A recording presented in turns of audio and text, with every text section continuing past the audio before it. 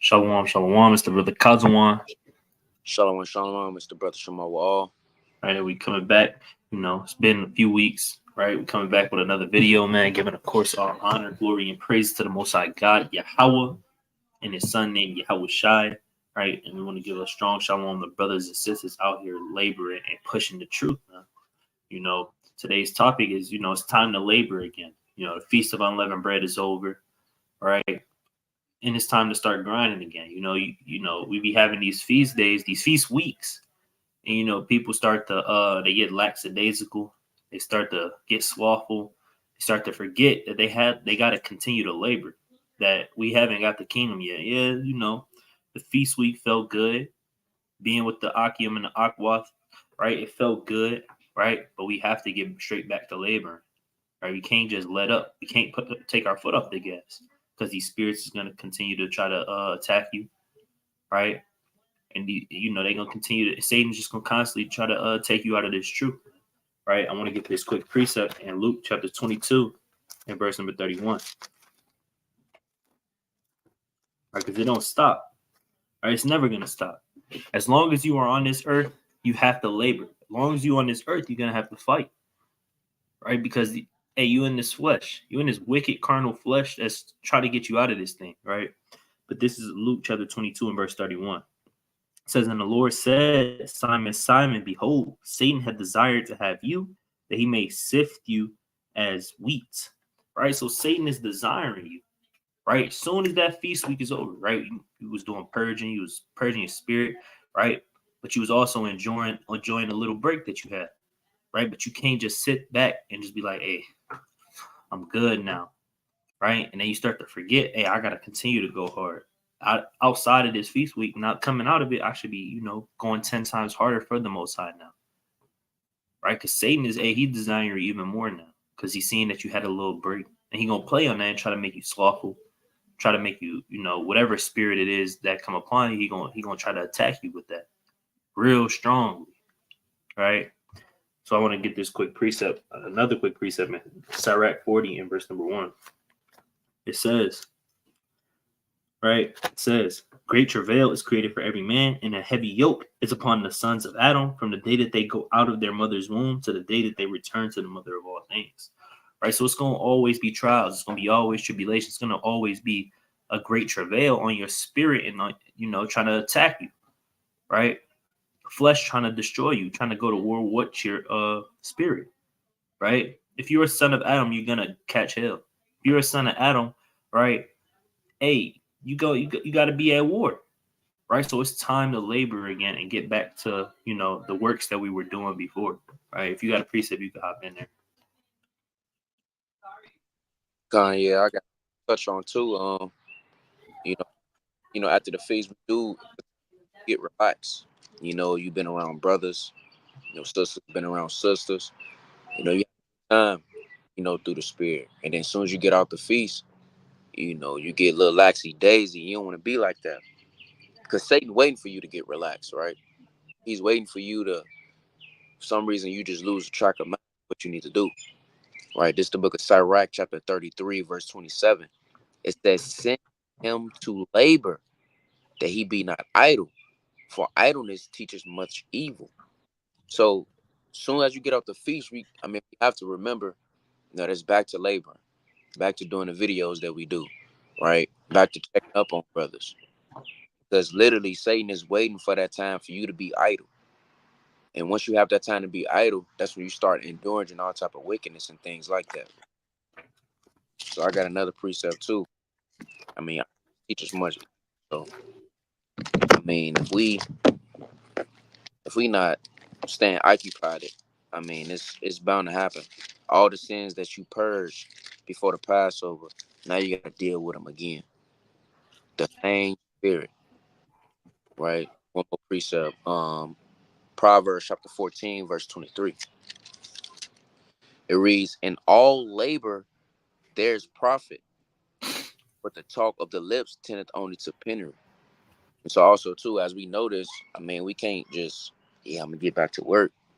But because our labor it's not gonna be in vain. I forgot what precept was that.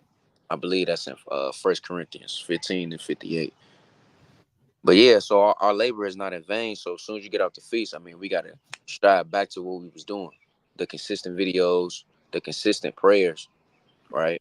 You got to, Right. I'm gonna go to this precept real quick in Nehemiah chapter 2 and verse number 12 on down. Right, because you gotta look at the accounts of your forefathers. They were, they had their feast days, they had their trials, they had their tribulations, but that didn't stop them from working. Right. A lot of people, when they catch in hell, they stop working. Right. They stop, doing, whatever it is that was keeping them on fire, and that's what makes you that's what makes you decrease through the spirit. Right. When you stop doing those things that was keeping you on fire, you give up. Right. Let's read this in Nehemiah 2 and 12. It says, "And I arose in the night, and I and some few men with me, neither told I any man what God hath put in my heart to do at Jerusalem, neither was there any beast with me, save the beast that I rode upon." All right, so Nehemiah rose up in the middle of the night, right? He was on a mission, right, with a few men. Right, he didn't tell anybody else what he was going to do. He had a few men with him, and he rose up in the middle of the night to go handle something. All right. So then I went out by night by the gate of the valley, even before the dragon well, and to the dung port, and viewed the walls of Jerusalem, which were broken down, and the gates thereof were consumed with fire. So you gotta put this through the spirit, right? Hey, Nehemiah was looking at the walls of Jerusalem, they was broken down. Right? The walls of Jerusalem are still broken down to this day. Right? Israel was trodden down. Right? You got people smoking crack, you got prostitutes, you got pimps, drug dealers, you got gangbangers, you got homosexuals, you got adulterers and adulteress. Right? You got a lot of evil people out here, a defiled nation. They're broken down right now. Right? Let's keep reading. It says, verse 14. It says, "Then I went on the gate of the fountain to the king's pool, but there was no place for the beast that was under me to pass. Then went I up in the night by the brook and viewed the wall and turned back and entered by the gate of the valley and so returned. And the rulers knew not whither I went and what I did. Neither had I as yet told it to the Jews, nor to the priests, nor to the nobles, nor to the rulers, nor to the rest that did the work. Then said I unto them, Ye see the distress that we are in, how Jerusalem lieth waste, and the gates thereof are burned with fire. Come and let us build up the wall of Jerusalem, that we may be no more a reproach." So he had the mind to go and build up the wall of Jerusalem. That's what he told these men was with him. Hey, he said, "Hey, you see how it's burnt down with fire? You see how trodden down it is? Look at how the wall of Jerusalem is. All right, we got to build this thing back up." And that's what you got to say through the spirit. You see how the people are still doing the same thing. They still partaking in wickedness. People still falling off the truth. Hey, the work is great, right? You gotta get back to labor, right? Your labor not gonna go in vain unless you let it, right? You have to get back to work. You have to serve the Most High, right? You have to continue to wake your people up and feed the sheep and build up the house of the Lord, right? Let's go to Nehemiah chapter 4 and verse number 6. Right? This is Nehemiah chapter 4 and 6. It says, "So built we the wall, and all the wall was joined together unto the half thereof, for the people had a mind to work."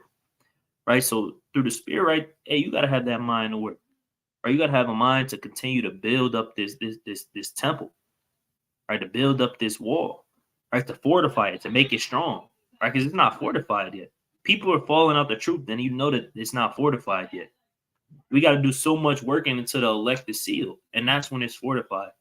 That's when it means it's strong enough that it can't fall no more, right? Because people falling out, men not coming into the truth, they just continue to be evil, right? It's too much work to be done to just give up, right? After these little feast days, you think you could just sit back. No, you got to get straight back to it.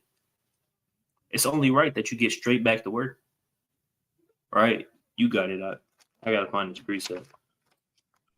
God, all praise to the Most High. That's right, though. Got to get straight back to work. I mean, I mean, we can't. I mean, we know what we striving for. We know what the goal is. I mean, Lord willing, everybody wants the kingdom. That's in its truth.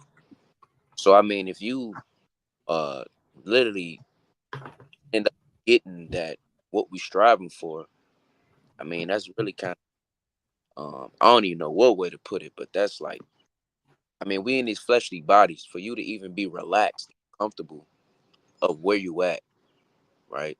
Thinking that just after the feast days or any other activity that you're fine, when Satan watching you every time for you to, right? I want to touch on that same chapter too, uh, Nehemiah 4.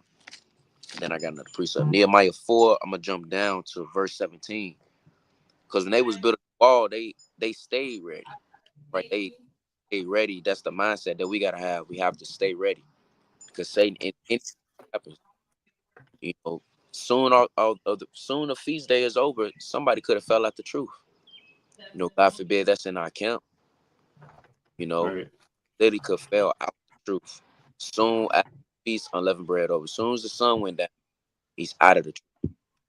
He cut the cord, right? So this Nehemiah chapter 4, verse 17. They which build it on the wall, and they bear burdens with those that Satan, everyone with one of his hands work in the work, and with the other hand held a weapon. So as they build the wall, man, they got weapons in their hands, right? They got swords in their hands. I'm gonna keep reading. But the builders, everyone had his sword girded by his side. So and so build it. And he that sounded the trumpet was by me, right? So they stayed ready. They had that mindset of, look, man, anything can happen. You know, Jake in the world, you know, he always got it on him. I always got it on me. But what happens when he doesn't have it on him? He end up getting backdoor, right? You don't want to have the same mentality as Jake in the world. You get backdoor by Satan, right? You get backdoor by Satan or whatever spirit that you're dealing with because you thought that everything was cool after the feast day. Or everything was okay just because you had a mighty yesterday. And today you figured that you can just relax. It don't work that way. Read on verse 19. And I said unto the nobles and to the rulers and to the rest of the people that the work is great and large, and we are separated upon the wall, one far from another. In what place there, or ye hear the sound of the trumpet, resort ye thither unto us, our God shall fight for us. Right? So we got to stay ready through the Spirit. I mean, because we know that we can't fight these spirits by ourselves. The only way we can fight them is Yahweh by Shah. So we got to continue to stay labor. One more precept. Joshua chapter 3, right? I mean, we can't take the work of the Lord. I mean, I we got can't. it. You said what? Salaki. My fault. My fault. I'm tripping. My fault. You good? You go ahead if you want. Now I wanted to kind of land back on the point, that you had in that chapter, and Go ahead. touch on the point, you got people, you're gonna have people scoffing, you're gonna have people mocking you, whatever the case may be, right? Because that's what they was doing to them up in this chapter, right? While they were trying to build the wall, you had people trying to tear the wall down. While they were trying to build the wall, you had people laughing at them, mocking them, saying, "Hey, I hate you," right? Telling them, "Hey, you're not doing the right thing. Maybe we should wait. Maybe it's not time to build the wall up." And that's what people do now, right? And you're not teaching the right doctrine. You're not teaching the truth. Or hey, y'all brothers can't go out there and be teaching the people. It's not time to do that, right? And you got to let the people learn on their own. You got to let the Lord put the Spirit on them. And the Lord ain't gonna just put the Spirit on a man to learn the truth without somebody else teaching him. Somebody is gonna teach you this truth for you to understand this truth. Without Yahushua teaching the disciples the truth, how would they have came into the truth? Without Yahushua coming back teaching the people anything, they wouldn't have learned nothing. They would have still been following after the Pharisees, falling to their lust and their concupiscence and their evil, man. Right? This is Nehemiah chapter 4 and verse 1. It says, "But it came to pass that when Sanballat heard that we builded the wall, he was wroth and took great indignation and mocked the Jews." Right? And that's what these Christians do. That's what these Muslims do. That's what the spiritual man does. That's what every man that is not in the truth is going to do. They're going to mock you. They're going to hate the work that you do. and they're gonna do everything in their power to come against it and to speak against the truth.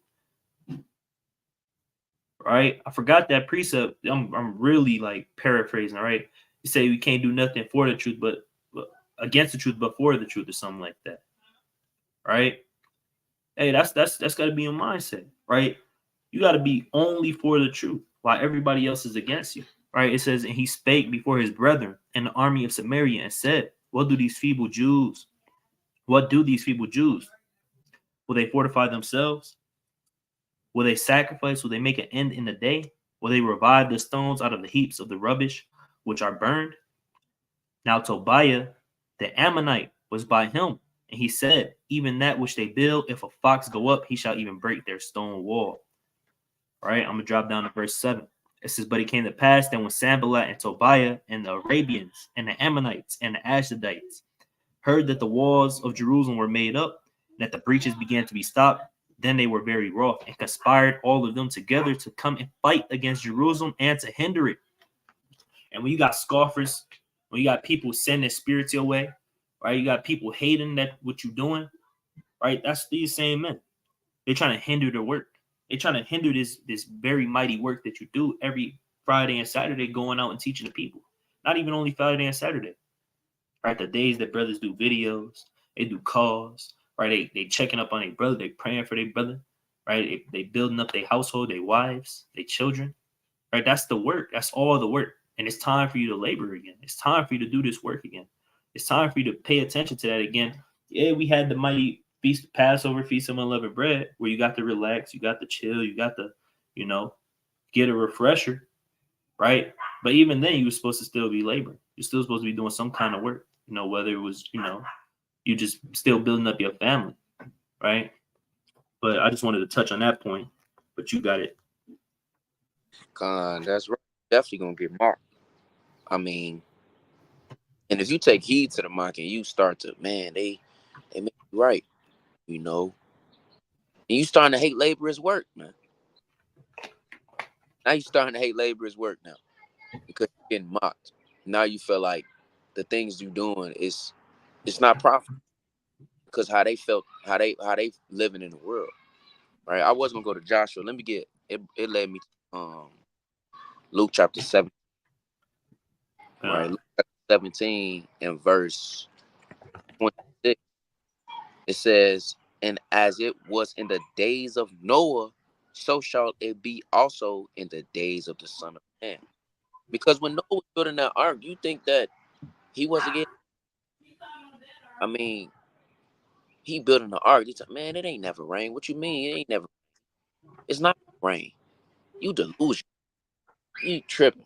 While they enjoying they little they wicked feast and men adultery, all type of wickedness. And Noah on the labor of the Lord.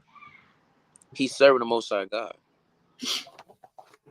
We know they did eat, they drink, they married wives. They were given in marriage until the day that Noah ark and the flood came and destroyed them all. And we all know the story of Noah. He continued in the labor, and for through a spiritual aspect of us, when we do the labor, we get the kingdom, Lord willing. As Noah was end up being saved from the flood, building the ark from the Most High God, right? And everybody passed away. He had a mind to work. He didn't care what everybody else was doing, and he stayed ready because he knew that Satan was going to hinder him. He knew he knew the spirit was all into the people that was enjoying the feast days, mocking him, trying to have him to stop. It was probably a time where he was slothful. Not saying that he was just tired, but it was a time like, man, but I gotta do it, right? Because it's benefits to it. Right? I believe that's Genesis chapter 30. I mean, because the labor in the world doesn't compare to the labor that's in the truth. A way better, greater reward. This is the book of Genesis chapter 30.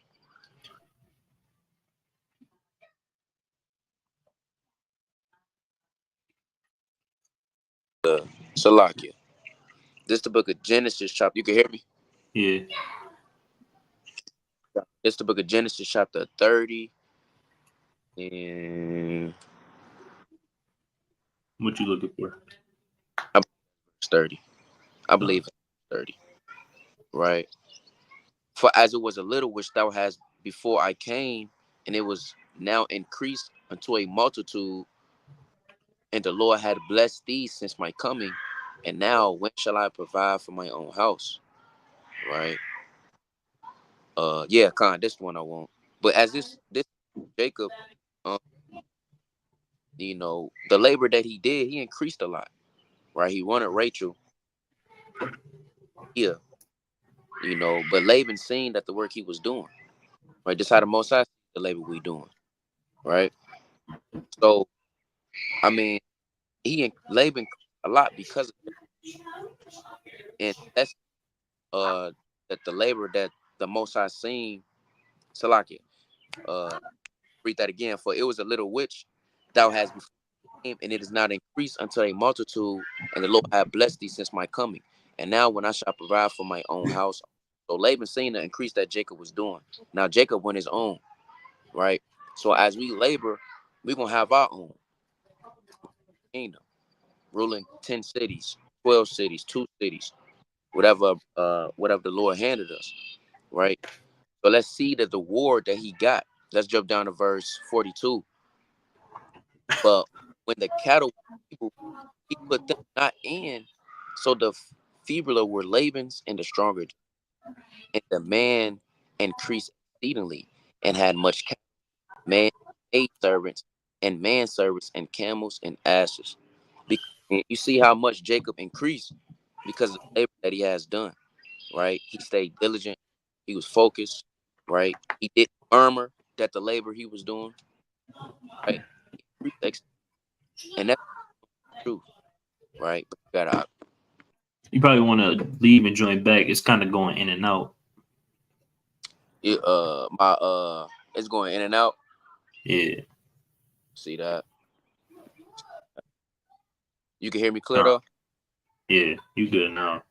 Right. But yeah, like you gotta understand the truth, right? It's likened unto many things. It's likened unto building a temple, right? It's likened unto a harvest, right? A vineyard, right? Laboring in a vineyard, right?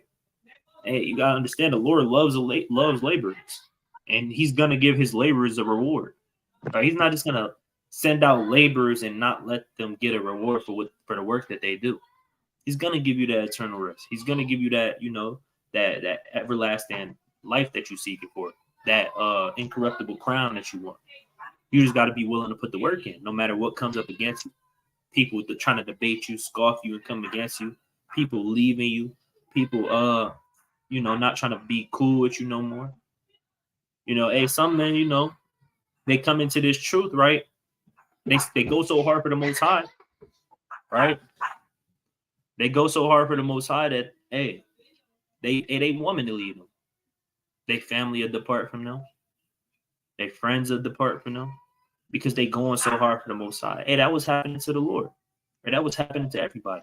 The Lord went so hard that all his disciples left him. Right when it was time for him to be delivered. All right. I want to go to this quick precept. Right. I want to go to Sirach 7:15 real quick. Right. It says, "Hate not laborious work, neither husbandry, which the Most High hath ordained." Right. And it's truth. Right. Yeah. We know in a physical sense, husbandry is like planting and digging up and dealing with the field stuff. Right. But this truth is husbandry. Doing this work for the nation of Israel is husbandry. Right. And the nation of Israel is likened unto a vineyard. Are you gonna have to, the Lord, He gathering stones and casting stones out, bringing new stones in, raising new ones up, right? He doing all kind of work, and that's the same thing we doing, right? We workers in the Lord's vineyard, so we gotta, we can't hate this work. If you hate going out to teach the people, it's something wrong with you. You gotta examine yourself. If you hate doing videos, hey, it's something wrong with you. You need to examine yourself. If you hate reading, if you hate teaching your family, if you hate, whatever it is, that the Lord has put you over to do this work. If you hate that, hey, it's something wrong with you. You got to check yourself. All right, let's go to the book of Luke, chapter 10, and verse number 2. We're going to get straight to the point. All right, it says, "Therefore said he unto them, the harvest truly is great, but the laborers are few. right? Because hey, it's going out on the streets of Milwaukee, Chicago, New York City, Philly, right, Baltimore, right, Detroit, and seeing all of the lost people in the world. Hey, that's a great work that you got to do. I don't see Christians out here doing this work. They're not laboring for the Lord, right? This labor is it's a lot of stuff. That's why he said it's true. The harvest is truly great because you're gonna be planting and planting seeds for a long time before you see an increase. And we haven't seen through Lord willing, right? We've been planting seeds in Milwaukee, but we haven't seen a real big increase. Milwaukee's still wicked. Milwaukee still got 5 single brothers out there teaching the truth, standing strong. Right? Same thing with Chicago. You got what, 7, 8 brothers, 9 brothers out there teaching in Chicago for a few years plus. Right? And Chicago got millions and millions of people. That's a great work to be, to partake in it. Because they got our whole goal is to wake up every single Black, Hispanic, and Native American that we can to seal the elect. Now we know that you're gonna have the 2/3, right? But we understand, that's our goal, right? We planting as many seeds as possible, and Lord willing, helping seal as many men and women as possible, right? But it says, the harvest truly is great, but the laborers are few. Pray ye therefore the Lord of harvest that he would send forth laborers into his harvest, and that's what we want. We want to see more men come into the truth. We want to see more women come into the truth and labor for the Lord. Because the more we see more people coming to the truth, hey, the closer we get to getting out of America, the closer we get to getting the kingdom, Most High willing. Right? That's why you got to love this work, like Uzziah, right? You got to love this work, like Yahushua, like Paul, right? Like Peter, right? Like your fathers, right? Let's go to the book of 2 Chronicles, right? I want to grab this quick precept for the brother that just asked the question, right? So the 2/3, right? Let's go to Zechariah 13 and verse number 8.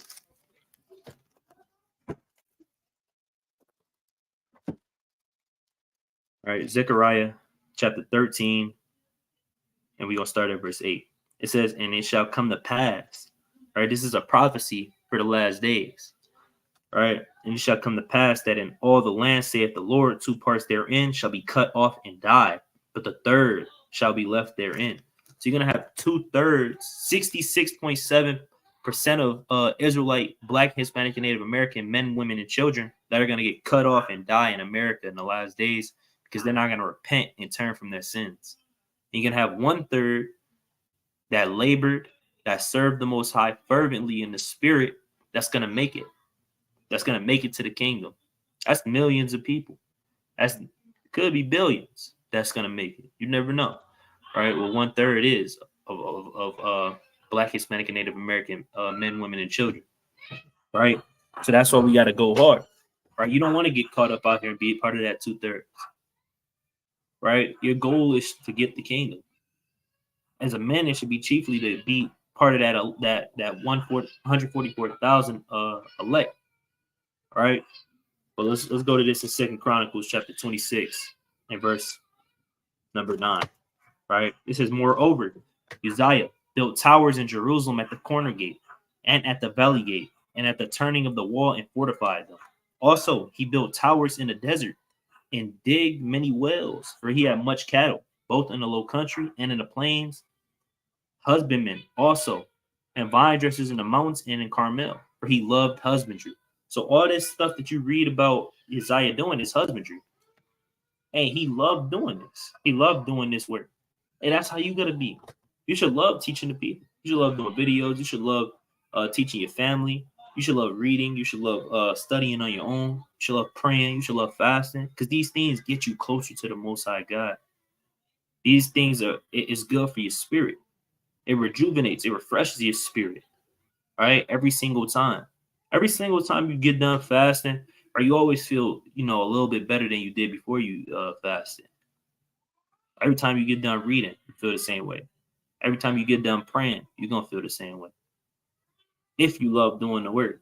Now, you got men that hate it, and they just be like, I got to read again. Damn, dog. I just got done reading. Damn, bro, we can't take a break from camp this Saturday. Oh, bro, I'm just trying to chill with my feet up, bro. And that's how men get,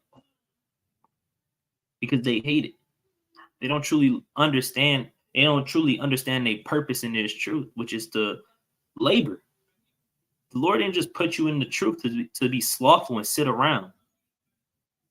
He hired you to work, like we read in Matthew the 20th chapter. He hired all those idle men to become laborers in his vineyard, right? But you got it up. That was the spirit brought Luke chapter 10. I want to get Luke chapter 62.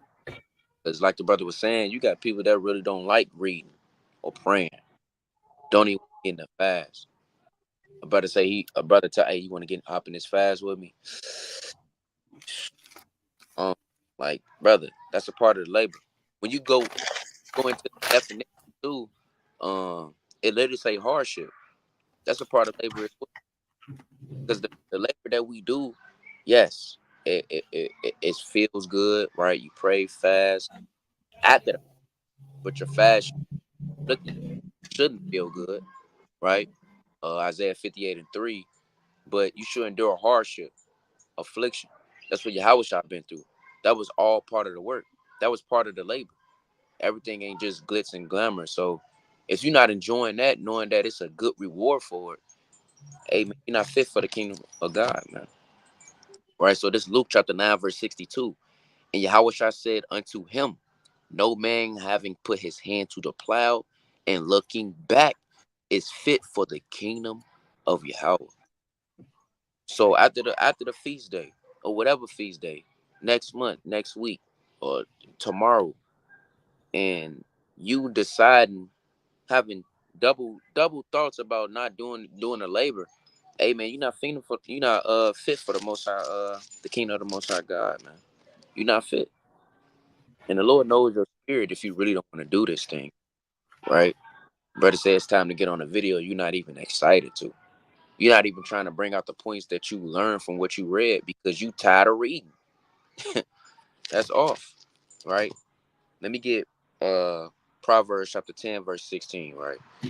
It says, the labor of the righteous tended to life, the fruit of the wicked to sin. So, right, so the labor that we do, the labor of the righteousness tended to life, right? The reading and fasting, love your brother, carrying the burdens of your brother, right? Calling up your sisters, right?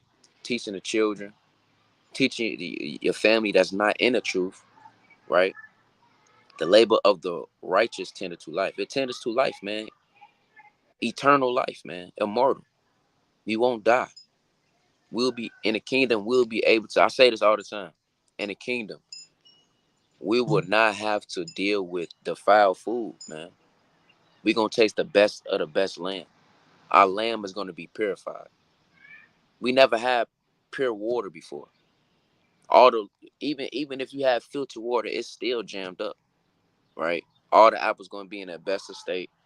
All the animals is gonna be in a natural habitat. We're not gonna be seeing damn lions eat each other, right? Or lions killing the ass, right? We're not gonna be seeing that, right? The labor of the righteous tended to life. So this labor, and it's a good reward, man. Like we bring it out because we literally have immortal life. I mean, you tired of doing the labor, that means that you don't want to live forever. You want to die. That's what you're asking for. You just want to pass away. You just want to fulfill your lust of the flesh and just perish, right? But you got out. Right. Let's go to the book of 1 Corinthians chapter 15 and verse number 9. Right? Because Paul, he always talking about labor. He talking about grace. He talking about mercy. He breaks down the law. He breaks down faith. He breaks down righteousness. He breaks down everything you need to know. Paul had all the understanding.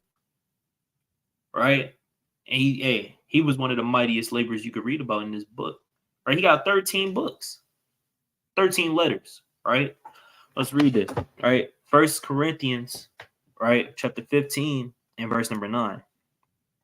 It says, for I am the least of the apostles, that I am not meet to be called an apostle because I persecuted the church of God. Right? And that's him being humble through the Spirit. right? He knows he's one of the hardest laborers, one of the mightier apostles, but he said he's the least of the apostles because before he came into the truth, right, he was killing men that are in the truth. He was a Pharisee that was killing men that are in the truth. Right? It says, but by the grace of Yahweh, I am what I am. And his grace, which was bestowed upon me, was not in vain. But I labor more abundantly than they all. Yet not I, but the grace of Yahweh, which was in me. Right? So by the grace of the Most High God, that's the only reason that you could even obtain the knowledge of the truth.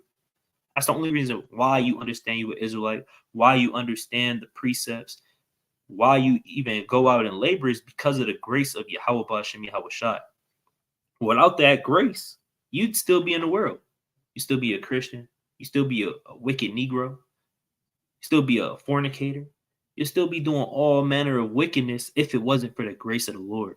Right? He said that, right? He said his grace which was bestowed upon me was not in vain. And you got a lot of men, they fall out the truth, and that grace that the Most High had upon them was in vain. Why did the Lord bring you into the truth? If you was just going to fall out, right? That grace be going in vain for a lot of men and women. And don't let that grace go in vain, man. It's time to work, man. It's time to push. It's time to go hard for the Most High. Right? Make sure you go so hard that, hey, one day that you can say, hey, when you get to, Lord willing, you get to the kingdom, hey, you say, hey, that grace that the Most High bestowed upon me, it ain't going in vain. Like Paul. And he said this while he was still on the earth. Right? It says, but I labored more abundantly than all they, yet not I, but the grace of Yahweh, which was with me. Right? And he's still giving reverence to the Most High. Right? He said, I labored more abundantly than all the apostles, than all the men in these churches that he was teaching to. Right? But it wasn't of him, but it was of the grace of the Most High to allow him to push so hard, to go so hard for him, right? To teach the Gentiles, right? To teach the people, right? To, heal men, to do what he had to do, right? It wasn't of his own will, but it was of the grace of the Most High God, right? It says, therefore, whether it were I or they, so we preach and so ye believe. Now let's go to the book of 1 Corinthians chapter 6. Let's go to verse 57, right? Because he's talking about getting the victory over death and, getting that incorruptible body, right? Let's start at verse 51. Right? It says, this is 1 Corinthians 15 and verse 51. It says, behold, I show you a mystery. We shall not all sleep, but we shall all be changed. In a moment, in the twinkling of an eye, at the last trump, for the trumpet shall sound, and the dead shall be raised incorruptible, and we shall all be changed. So he's talking about, in one moment, right? Obviously, when men get beamed up into the chariots, when the Lord come back and save men, right? Hey, in the twinkling of an eye, right? You're gonna have the resurrection, right? You're gonna have men getting raised up out of that died, that was righteous. They get in the kingdom, right? They're gonna get an incorruptible body. That's why I say, and it said, for the trumpet shall sound, and the dead shall be raised incorruptible, and we shall be changed. Right? Y'all all gonna get a spiritual body. Right? It says, for this incorruptible must put on, for this corruptible must put on incorruption, and this mortal must put on immortality. So when this corruptible shall have put on incorruption, and this mortal shall have put on immortality, then shall be brought to pass the saying that is written, death is swallowed up in victory. Right? So Lord willing, we labor so hard, we go so hard for the Most High, through the grace of the Most High, that we are able to put, through this corruptible body, that we able to put on this incorruptible body, through time and through work, right? And when the Lord come back, we put that on, right? And we can get to say, hey, death was swallowed up. Because when you get the incorruptible body, you can't die no more. You get your spiritual body from the Most High, you're not gonna die ever again, right? You're not gonna, get tempted. Your flesh ain't gonna be, getting troubled, right? It's not gonna happen because death is swallowed up. It says, "O death, where is thy sting? O grave, where is thy victory? The sting of death is sin, and the strength of sin is the law. But thanks be to Yahweh, which giveth us the victory through our Lord Yahweh Shai HaMashiach." And that's what you want. Are you gonna quit? Are you gonna quit and say, you know what? I lost. I lost to the flesh. I lost to this world. I can't do it. I'm gonna quit and I'm just gonna go and be a freak in the world. And that's what men do. I know some brothers that did that. They gave up on the truth and they freakoid. Damn, they belong at these P. Diddy parties, man. Freaking off. Just doing lewd works. Because they give up. Hey, you gotta be ready to, thank the Most High every single day and be like, hey, how was shy for giving me the victory today. For helping me win over my flesh today. Right? Don't fall out the truth and just, right, become a damn freak again. Right? Therefore, my beloved brethren, be ye steadfast, unmovable, always abounding in the work of the Lord, for as much as you know that your labor is not in vain in the Lord. And the Most High not gonna forget your work if you don't forget Him. If you forget the Most High, your works are forgotten. That's all. That's just what it's gonna be, right? But you got to be always abounding in the work of the Lord, so that your work doesn't go in vain. It's just that simple. Now we know that's it sounds like a hard task, but through faith you can overcome anything. I was actually, my fault, I got another preset, right? I'm going through the spirit, right? I was reading Habakkuk yesterday at work, right? And I came across this hidden gem, right? This hidden gem in Habakkuk, and it's mighty, right? I'm gonna let you hop in there, and take over, but I just had to bring this out, right? Because you gotta look at all your problems. Like the Lord said, through faith you can remove mountains, greatly paraphrasing. Right? When you read Matthew the 21st chapter, let's grab that real quick so I can get to my point. Right? This is Matthew 21 and verse 21. It says, Yahushua answered and said unto them, verily I say unto you, if ye have faith and doubt not, ye shall not only do this which is done to the fig tree, but also, if you shall say unto this mountain, be thou removed, be thou cast into the sea, it shall be done. And all things whatsoever you shall ask in prayer, believing, you shall receive. Now the Lord was talking about a physical mountain, right? Because he was talking about a fig tree, right? But really, he's talking about, when he's talking about a mountain, he's talking about like an issue. You might be dealing with a spirit, might be dealing with temptation and damn tribulation, and that could be a mountain to you, right? That could be a big issue that you can't overcome, and it's whether you're gonna climb that mountain and fully overcome it and get over it, or you're just gonna just sit there at the bottom and just let it, just look up at it forever until you just turn away and walk away from all your issues.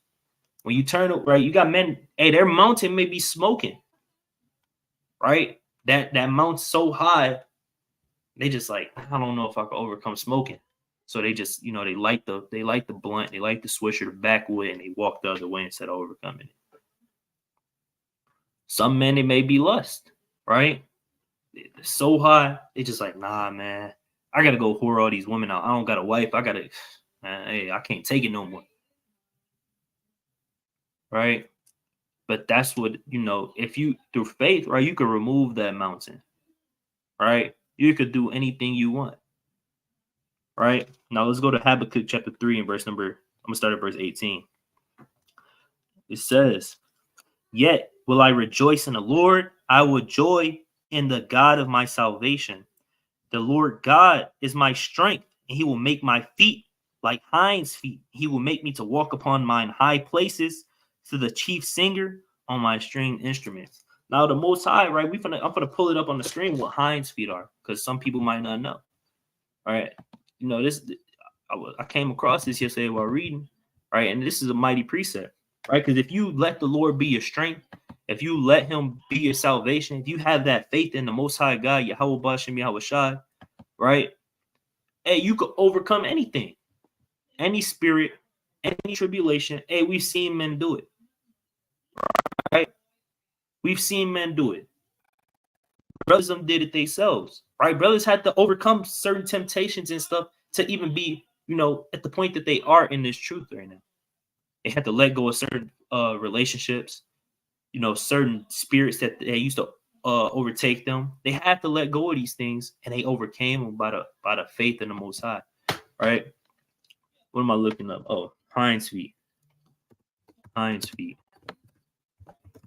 on high places. What does that look like? See, they doing too much right now. They doing too much because there we go. There we go. It's a goat, right?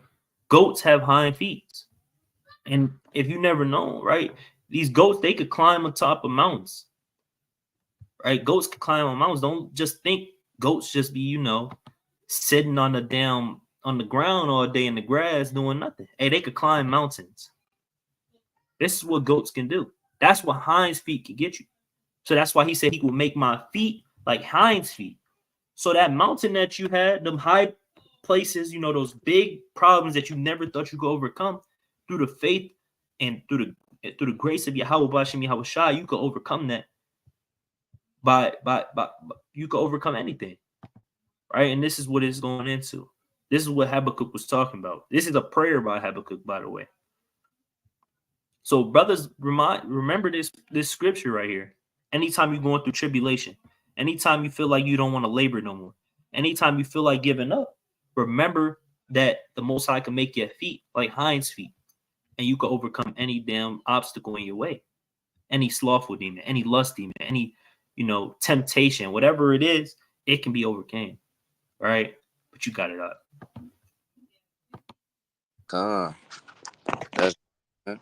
That led me to Sirach chapter 11 verse 20, right? I'm gonna bring it out.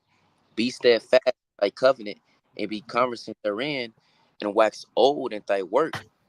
Right? You want to wax old in our work, in our labor. Like the brothers, if in the kingdom you're gonna, hey man, you say, hey, the Lord's mercy, it wasn't in vain, right? His grace wasn't in vain, right? You want to say that in the kingdom because you waxed old in thy work, right? It says, marvel not in the works of sinners, but trust in the Lord and abide in thy labor. So you got brothers, hey, they, you know what I'm saying? We got to come back after the feast. No. And his phone went out again. Can you still hear me out? God, you back. Yeah, come on, man. That's right. I'm gonna read that again. I'm starting 20 again. Be steadfast in thy covenant and be confident therein, and wax old in thy work. So we want to wax old in our labor, man. We don't want to just stop laboring and we die young. They say in the world the good die young, the wicked die early as possible. Right? And our days are already few. Right? Verse 21, marvel not at the works of sinners, but trust in the Lord and abide in thy work, in thy labor, So you want to marvel at the works of sinners, right?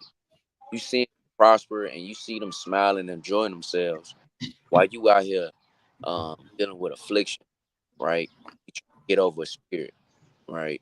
You praying for brothers, and you starting to think like, man, what profit is this?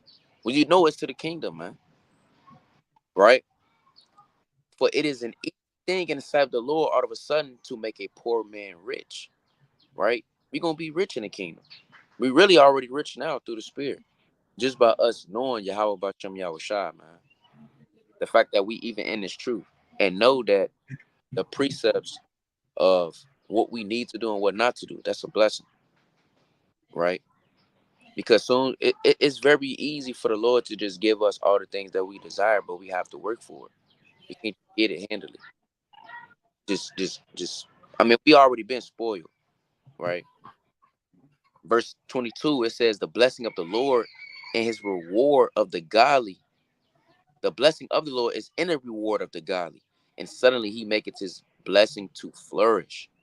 Say not what profit is there of my service." And you don't want to say that in the spirit. You're going through all this, you're fasting, praying, right? Calling up brothers calling, and you like, when what profit is this? Because you're marveling at the work of the sinners of their life, and you think that the labor you doing is not profitable. You think you delaying the Lord's coming. I mean, that's wicked. And what good things shall I have hereafter? You don't, hey, if you literally getting tired of doing the work of the Lord, you literally saying in the spirit, hey, what is here after me? Like, what good things shall I have hereafter? When you read you read what's going to come. The brother literally just brought out in 1 Corinthians 15. We're gonna have mortal bodies, man. So you don't want to say that through the spirit. You're tired. You know, you just got out work. You tired. You don't feel like reading. Hey, if you tired and you end up starting to read or call up a brother, the Lord sees that, and you're gonna get a greater reward when you repeatedly do that. I mean, at work, you literally repetitively do something, the same thing every day. You don't get tired for it because you know you need the money, but you getting tired of doing the labor of the Lord, the work of the Lord. Right. Repetitive. That's It's a greater reward. All you getting is carnal money from Esau, and we know that's gonna burn. All this is Right. temporary. Like all this is temporary. We know all this gonna burn. I said to myself too. Um, I gotta up as well, not to be long winded, but I said this to myself Mhm. earlier, like we doing the work of the Lord, and we serving the Most High God. He created all things. He created us. He gave us a spirit to even know the prophecies.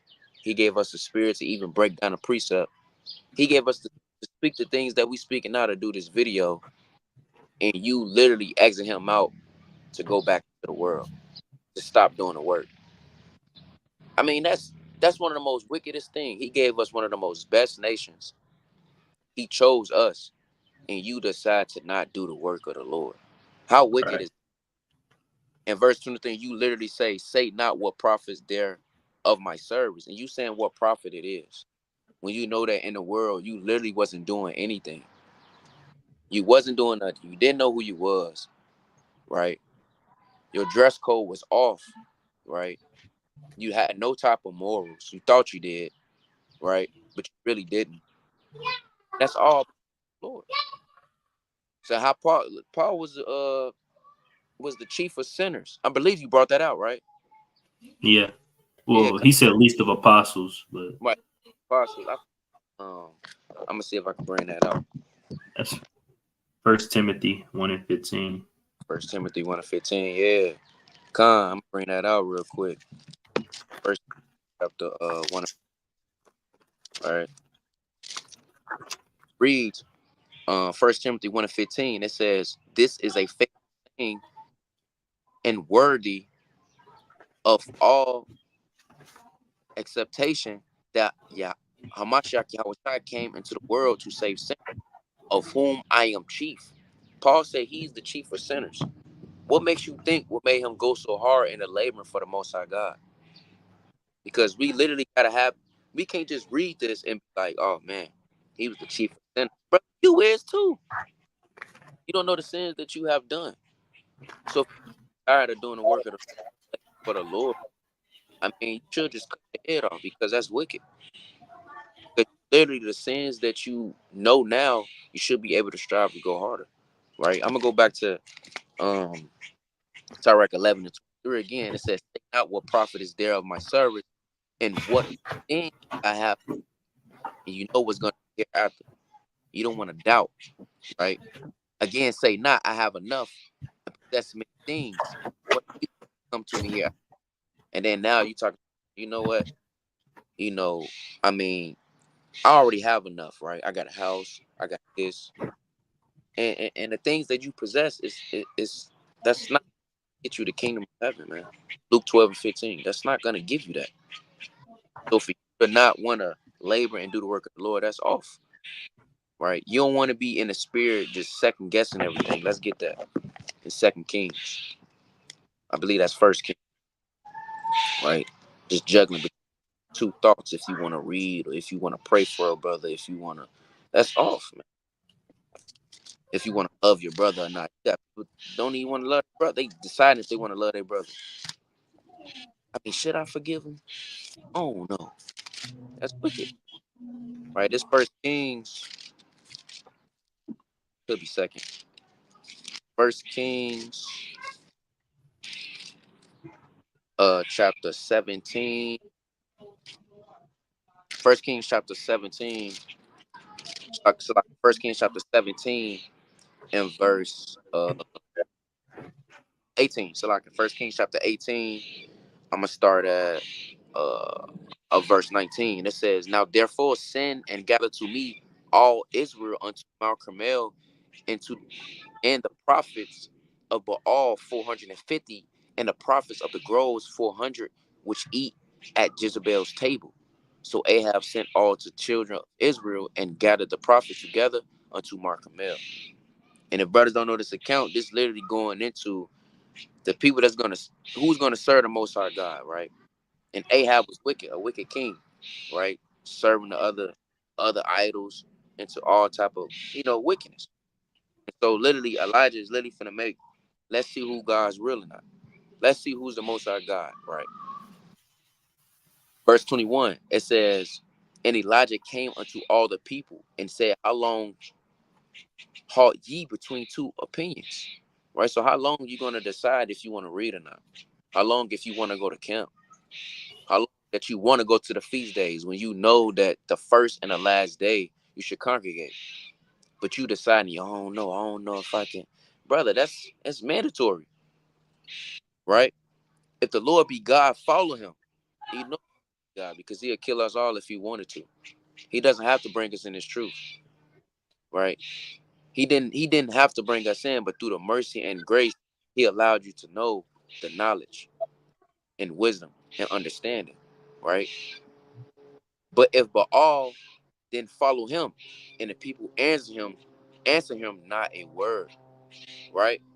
So I mean, you don't want to be dancing between if you want to do the work of right, being sluggish. But you got it, Mike. You got something? Brothers got it. I had just like one more precept, and I'll just let brothers take over. I had just one closing precept. All right, this Revelation chapter 2, and I'm gonna start at verse number 2.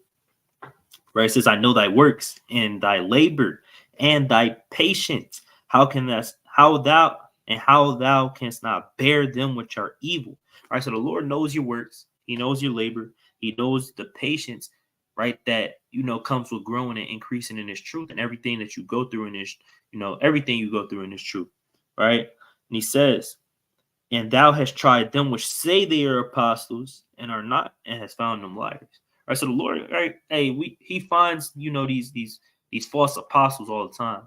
Right. They fall out the truth. They say this. They teach this. They teach that. They do all these so-called works. Right. But then they fizzle out. They get found liars. That they was never apostles. Right. That they was never truly in the truth. Right. That they were never really laboring for the Lord and for the nation, but they was just maybe they was laboring to get a name. Maybe they were laboring, just to, look like they knew something, right? And He found them liars, right? And it says, "It has borne and has patience, and for my name's sake has labored and has not fainted," right? And that should be your goal, right? To labor and not faint, right? That's what you want. You want to be in this truth forever, right? If you have to be, if we not out of here in the next, however so many years, you want to be in the truth every single year for the as long as that you're on this earth, right? Don't faint. All right, so nevertheless I have somewhat against thee, because thou hast left thy first love. Right, and these men at the church of Ephesus, right, some of these men, they left their first love. Right, they left what they was first introduced with. They ain't going as hard anymore. They're not laboring as hard as anymore. They don't care as much. Right, and the Lord has something against men like that. Right, it says, "Remember, therefore, from whence thou art fallen, and repent, and do the first works, or else I will come unto thee quickly, and remove thy candlestick out of his place, except thou repent." And if you don't get back to laboring, if you don't go harder again, right, the Most High will remove your candlestick. That light that's inside of you, that little bit of wisdom, knowledge, and understanding that He gave you grace to, even have. Right? He'll blow that candlestick out, right? And then you'll be back in the world and be one of those apostles that, He found a liar, right? But brothers got it. I ain't got no other precepts. We can't hear you. I got a precept real fast in 1 Corinthians chapter 14. Right? 1 Corinthians 14:32. Right? It says, "And the spirits of the prophets are subject unto the prophets." Right? A lot of times, right, what brothers will do, or our sisters will do, right, is they'll forget the road that the Most High appointed them to be in. Right? The Most High might have appointed you to be a prophet, yet you just want to be a civilian. Or the Most High might have appointed you to be a soldier or a ruler, right? Or, pertaining unto the sisters, right? It says that they that help a prophet shall receive a prophet's reward, right? You were made somebody to assist the prophets, right? To assist the literal hand of the Most High down upon the earth, right? His literal mouth down upon the earth. Right? Let me get that real fast. Let me get this precept, right? It's the book of Hebrews chapter 1 and verse 1. It says, "God, who at sundry times in diverse manner spake in times past unto the fathers by the prophets." Right? You were the literal mouth of God. Right? When it says that the Lord was walking in the midst of the garden, right? That was the prophets. The prophets are the ones that checked Adam. Right? When David started to go off, who checked him? Right? Nathan. Right? The prophets, right, or the men of the mouth of the Lord, right, are the highest ranking members of society, right? Now, whether you be a man that assists them, right, because you got to think about Elijah, right? Elijah wasn't by himself. When Elijah went off and went by himself, what happened? Right? Spirit started to dwindle real fast. I'm going to get that real fast. I think it's like 1 Samuel 19 and verse 4. Right now, Let me find it real fast. First Kings. Right? First Kings, right? Salakia. Chapter 19, right, and verse number 4. It says, "But he himself," let me see where I want to start. I'm going to start at verse 3. It says, "And when he saw that he arose and went for his life and came to Beersheba, which belongeth to Judah, and left his servant there." Right? So even Elijah, right, was laboring with other brothers. How you think the things of Elijah even got written down? He had scribes with him. He had brothers with him, right? When you go down Baruch, right? Baruch was always assisting who? Jeremiah, right? These men weren't by themselves, right? So the men that were with them, it says that the Lord was to receive a prophet's reward. Now, what if Baruch just left and he never assisted Jeremiah the prophet, right? What if Elijah's servants never assisted him? Right, we wouldn't have no tale of Elijah, right? We wouldn't have no tale of Jeremiah. We wouldn't have nobody to scribe down any of these mighty things. The Lord prepared a place in the third heaven, man. Right? It's like not the third of heaven, right? But the Lord prepared a place in the kingdom for the men that assisted his literal mouth, right? Right? You got to think how it is in the third heaven, right? You got the Most High, you got Yahushua, you got the archangels, right? And you got the angels that serve under them, right? So if the men or the prophets down here are the men that's prophesying and they're the literal mouth of God, well, then you got to operate on this earth the same way that Michael, the archangel, operates in heaven, right? Yeah, they might keep feast days in the third heaven, but then what happened after that? Michael right back on top of his job, right? Yahushua right back on top of his job, right? Not taking a break at any time, right? Because they understand the position that they've been put in, right? But man forgets the position that the Most High put them in, right? He might have made you a prophet. He might have made you somebody to assist the prophet, right? He may have made you a wife, right? Sisters don't even really understand, right? When you are a husband to the man that's out here pushing the word on the highways and byways, right? You're not just a common woman. You're not just anybody, right? You a literal woman. You probably one of the sisters that Paul named, one of the sisters that was abiding with Yahushua, right? And all of those sisters their names just got jotted down, right? You're not just a regular civilian out here, right? But what Jake and Eve tend to do is they forget who they are. They forget who the Lord appointed them to be, and they start thinking of common man. It's a definition that I want you to pull up real fast, right? It's called not hypocrite syndrome, imposter syndrome, if you can pull it up real fast. right? It's called imposter syndrome, right? Because the thing is that the Most High always knows who he made you to be. The Most High don't forget the person that he made you to be. He knows what you're capable of, right? But we're the ones that forget. We're the ones that forget that what position the Lord put us in. We're the ones who forget what the Lord tasked us with to do, right? Imposter syndrome.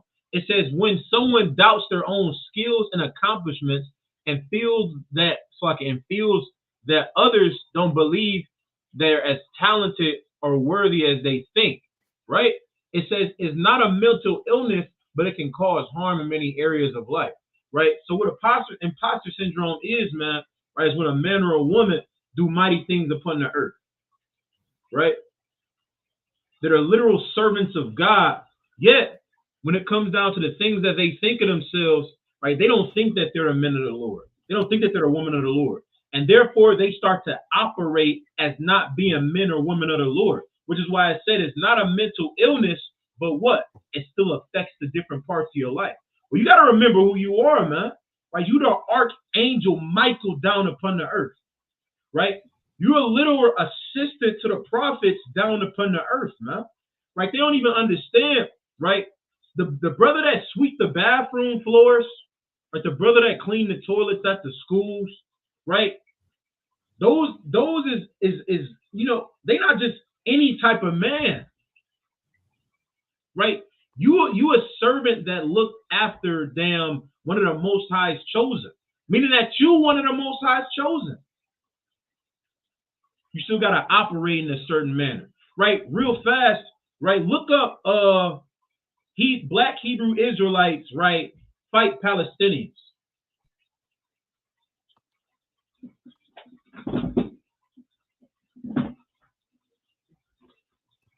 Right? Black Hebrew Israelites fight Palestinians. Right? I'm gonna get a precept real fast. Right? You ain't gotta put black, but you know that's how they Yeah. that's how they remember us. Right? See if you can find it real fast, like an article on when the men of the Lord got into it with the Palestinians. Right? You might have to keep scrolling. That's an article. Reddit. Yeah, see if you can find like an article. Right? Article are gonna have more of an official date to it. Yep, there we go. Right? So this says that the date on that was what? October 31st. Right? October 31st. Now the entire Israelite nation know about when this went on. Right? Everybody knows about when this went on. Right? I scroll down. Right? You can give a little bit of the context. Right? So this happened on October 31st. Right? So that Israel know that we're not just making stuff up. Right? It says, read a piece of it real fast, just so you can give them like a brief on what happened. Says an extremist group that believes Black Americans and other people of color are the real descendants of the ancient Israelites clashed Saturday with pro-Palestinian protesters in Chicago while police attempted to calm the two groups. So this was written on October 31st. It said that we clashed that Saturday, right? Real fast, I want you to look up hospital bombed in Gaza. Right? So it was written October 28th is when we got into it with the so-called Palestinians. Right? October 28th, right, of 2023. Right? Now this says what? October on Salakia. Right? Now that's when was the one when they bombed the hospital? It was like a week later. I don't think that's the one.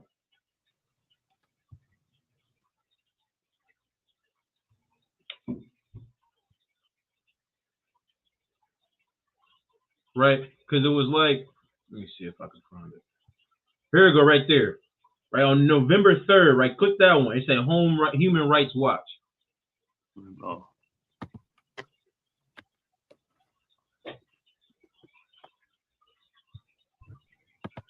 Right? Unlawful Israeli hospital strike. Now scroll down and give them a little bit of that. Now pull up, and I also want you to pull up your calendar. Right. Want me to read this first and then do it? Yeah. It says the Israeli military repeated apparently unlawful attacks on medical facilities, personnel, and transport are further destroying Gaza's healthcare system and should be investigated as war crimes. Right. So what had happened was, right, is that Israel or bombed, not in Israel, Slovakia, but a hospital in Gaza had gotten bombed. Now I want you to go to your calendar real fast, and I want you to go back to October 28th, right, when this happened. Right. So you got October 28th, right, and then you got November 3rd. Now give me the dates real fast. Right. See if you can pull it up like a calendar. Man, what the hell? It's tweaking. Oh, I got it now. You know you got your calendar at the bottom right of your screen too. Oh, come. That'll work. Right. Now check it out. Right. So you got October 28th is when it happened. Right. 7 days from October 28th, right? What is it? Right, count them out. Right, you got right, you go ahead. 1, 2, 3, 4, 5, 6, 7. Right, and what day is that? It's on a Friday. Right, what day though? November 3rd. I go back to the article real fast. Right, literally 7 days after we got into it with the Palestinians, what did the article say had happened? Right, it said that what? Bombs started to drop down on these Gaza hospitals. Now I'm gonna get a precept real fast in Revelation, the 11th chapter. This is Revelation chapter 11, right? And I'm gonna start at verse 4, right? It says, I'm gonna start at verse 3, right? It says, and I will give power unto my 2 witnesses, right? The northern kingdom and the southern kingdom, right? It says, and they shall prophesy 1,260 days, clothed in sackcloth. These are the 2 olive trees and the 2 candlesticks standing before the God of the earth. It says, and if any man will hurt them, fire proceedeth out of their mouth and devoureth their enemies. Literally, a complete amount of days after we got into it with the Palestinians, what happened? Right? Fire literally proceeded out of the mouth of the mighty God, the men of God, man. And bombs started to drop from Gaza. Right? It says, and if any man will hurt them, he must in this manner be killed, man. Right? Fire dropped down in Gaza. Literally 7 days after they got into it with us. Right? But a lot of the same men that might have been there, or the same people that saw that, are the same exact people that are in their minds doubting who they are, man. Doubting what their job shall do. Right? If that's not the proof, I don't know what is. Right? The Lord is literally showing you, man. And this, it could have been 6 days. I could have been 8 days. But literally 7 days after we got into it with him, what happened? Right? The Lord made the scriptures come to life.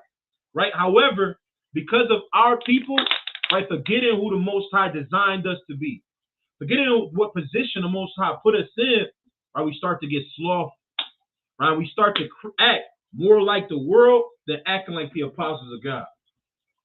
They're acting like the men and women, right? Some folks don't even know, hell, giving views to somebody's channel, right? That's labor. They're liking and thumbing up a video, sharing a video is even another way of laboring, man. Paying alms to the brothers that's out on the highways and byways is another way of labor, right? But because our people have so much doubt in their mind of who they are, of what they're capable of, and the Lord that we serve, right? It keeps slowing us down from getting out of this hellhole, man. Right? Brothers got it if they got something. I just had a quick point about what you said too.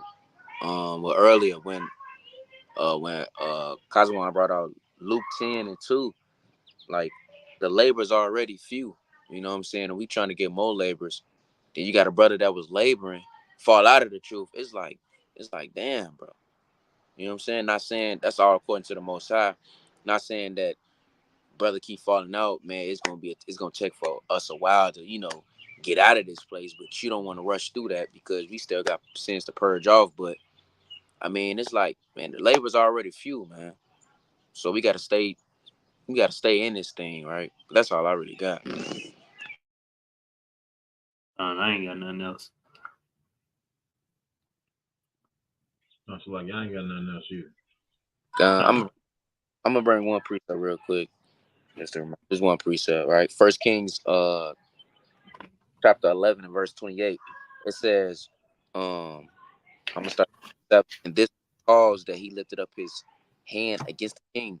Solomon built Milo and repaired the breaches of the city of David his father. And the man Jeroboam was a mighty man of valor. And Solomon seeing the young man that he was industrious, it's like for the pronunciation, he made him ruler over all the charge of the house of Joseph. I mean, far as us, we young man on this channel.